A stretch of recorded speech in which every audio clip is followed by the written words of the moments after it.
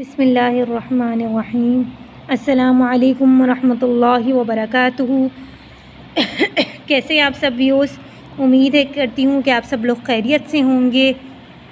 کیسی لگی تھی آپ کو اس دن کی جو میں نے بلاگ بنایا تھا نماز کے بارے میں، کہ نماز کو کس طریقے سے خشوع سے پڑھا جاتا ہے اور نماز پڑھنے کے لیے ثواب کے کتنے درجے ہوتے ہیں۔ آج میں آپ کو اللہ کے ذکر کے بارے میں بتاؤں گی۔ پلیز ویڈیو پر کمنٹ ضرور کیا کریں اور لائک بھی ضرور دیا کریں اور چینل کو سبسکرائب بھی کریں۔ بسم اللہ الرحمن الرحیم۔ اللہ کے ذکر کی فضیلت کے بارے میں حضور اقدس صلی اللہ علیہ وسلم کا ارشاد مبارک ہے۔ اللہ جل جلالہ پاک کا ارشاد نقل فرماتے ہیں کہ تو صبح کی نماز کے بعد اور عصر کی نماز کے بعد تھوڑی دیر مجھے یاد کر لیا کر، میں درمیانی حصے میں تیری کفایت کروں گا۔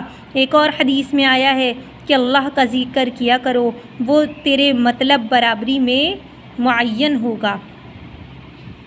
فائدہ: آخرت کے واسطے نہ صحیح، دنیا کے واسطے ہی ہم لوگ کیسی خوشگوار کوششیں کر ڈالتے ہیں۔ ان سے 2 وقتوں میں اللہ کے ذکر کے فضائل وارد ہوئے ہیں۔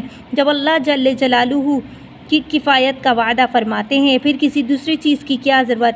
ایک حدیث میں آیا ہے، حضور اقدس صلی اللہ علیہ وسلم ارشاد فرماتے ہیں کہ میں ایسی جماعت کے پاس بیٹھوں جو صبح کی نماز کے بعد آفتاب نکلنے تک اللہ کے ذکر میں مشغول، مجھے زیادہ پسندیدہ ہے اس سے کہ 4 ارب کے غلام آزاد کروں۔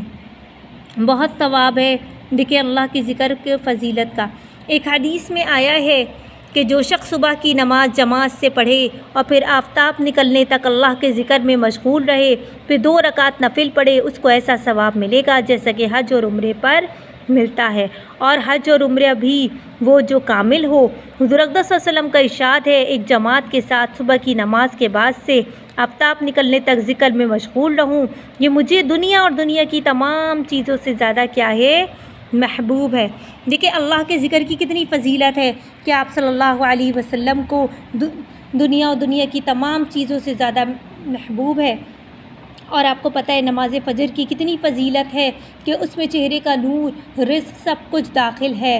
اور ایک اور جگہ قرآن پاک میں آتا ہے فسبحان اللہ حین تمسون وحین تصبحون والحمد للہ رب العالمین، کہ جو لوگ صبح کے شام کے وقت اللہ کو یاد کرتے ہیں، اللہ نے ان کو خود کہا فسبحان اللہ حین تمسون وحین تصبحون، کہ اللہ نے ان کی پاکی کو بیان کیا ہے کہ وہ لوگ کتنے عالی شان ہیں جنہوں نے صبح کے وقت بھی اللہ کا ذکر کیا اور شام کے وقت بھی اللہ کا ذکر